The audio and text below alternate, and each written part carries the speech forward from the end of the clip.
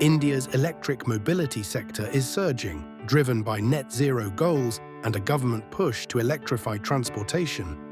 EV production could grow 140% in 2025, with 2 million EVs already sold last year. The government wants 30% of passenger cars, 70% of commercial vehicles, and 80% of 2- and 3-wheelers to be electric by 2030. This has opened major opportunities in manufacturing, charging infrastructure, and battery production, including recycling and reuse. India needs 2 million charging stations in 5 years. Foreign companies can bring innovation, cost-efficient tech, and scalable models.